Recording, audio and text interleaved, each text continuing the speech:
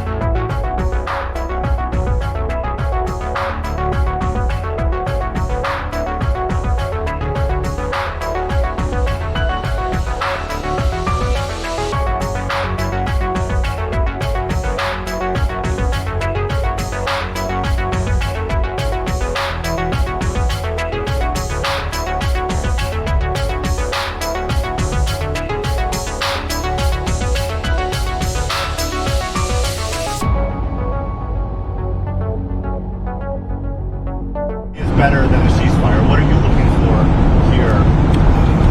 An end. A real end, not a ceasefire. An end. So something that would be permanent. Yeah,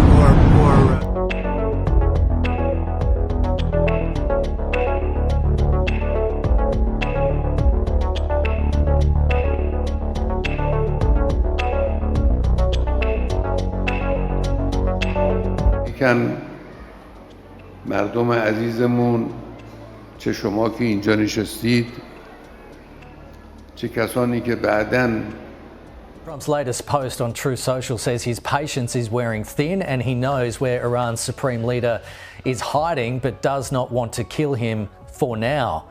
What do you make of that?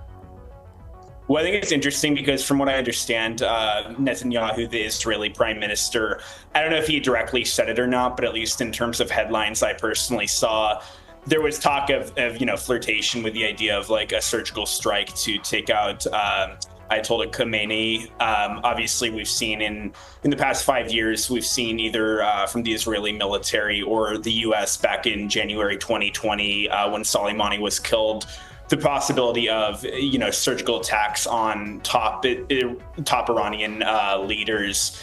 This would obviously be something well above that if he actually took out the supreme leader. And Iran as it stands, there's such clear internal opposition to the Islamic regime.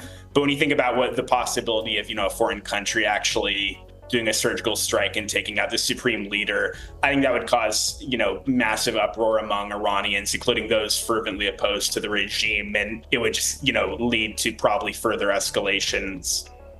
Donald Trump claims Iran was very close to having a nuclear bomb, but Tulsi Gabbard, the US National Intelligence Director, told US lawmakers in March that there was no intelligence suggesting Tehran was building bombs. US intelligence assessments concluded that Iran was up to 3 years away from being able to produce and deliver a bomb. What do you think?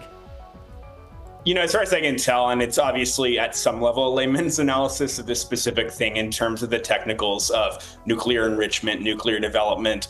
As far as I can tell, I've seen headlines over the past decade saying that Iran is only this close to actually being able to manufacture nuclear missiles full scale. I think the thing with Tulsi Gabbard and Trump today, Trump publicly rebuking her, I think that it's entirely possible that a lot of people have discussed who's the most likely cabinet appointee to be out by the end of 2025 or 2026.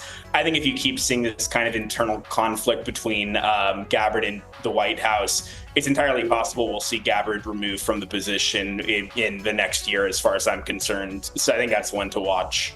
Aidan Smith, appreciate your thoughts this morning. Thanks for coming on the program. We'll talk to you again soon.